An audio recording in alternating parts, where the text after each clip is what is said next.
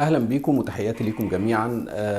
يعني كل يوم الرسائل تجيلي، ليه السكر يا دكتور عالي؟ السكر عالي الصبح، السكر عالي الصبح وانا صايم وانا مش تعبان وانا مش فالموضوع مقلق جدا للناس، والموضوع اصلا ظاهرة طبيعية، وخصوصا في الحالات اللي هقول لكم عليها.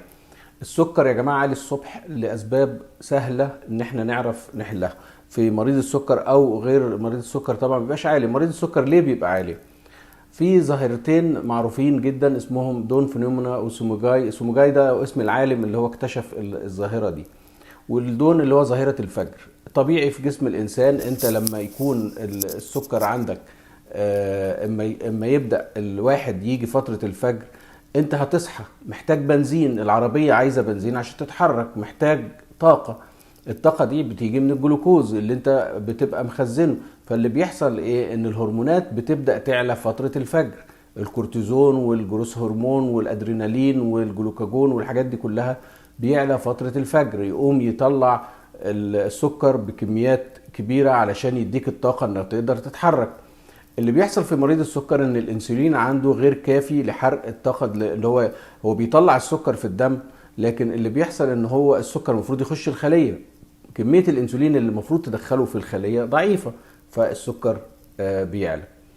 الظاهره الثانيه، وهقول لكم طبعا الحل ايه والعلاج ايه. الظاهره الثانيه اللي هي السموجاي، اللي هو لو حصل هبوط في السكر بالليل، غالبا من فترة الساعة 2 ل 3 الفجر كده، انت بتبقى نايم سكرك 100 120 بالليل، قبل ما بتبقى مبسوط انا سكري بقى كويس وكل حاجة، وبتبدأ ان انت تيجي الساعة الصبح تصحى على ارتفاع السكر.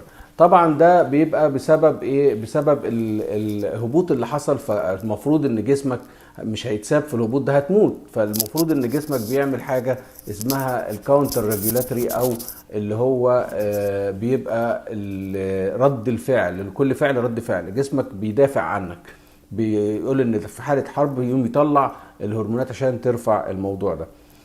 او ان انت تبقى واكل اكله دسمه، ماكله فيها كربوهيدرات كتير بالليل ونمت على كده، وعندك مشكله ونايم زعلان، واحد زعلان مع مراته، واحد بيتخانق مع ابنه، واحد زعلان في الشغل حصل مشكله فقاعد طول الليل يفكر، فالهرمونات بتعلى بشكل جامد جدا، وده بيسبب لك المشكله.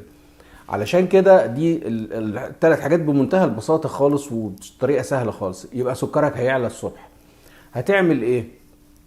المريض النوع التاني لو بياخد انسولين هيقلل جرعة الانسولين، مش هيزودها، هيقلل جرعة الانسولين، لان انت عندك اصلا تسمم، وعندك تسمم انسولين ومقاومة انسولين. انت جسمك اللي بيحصل اول ما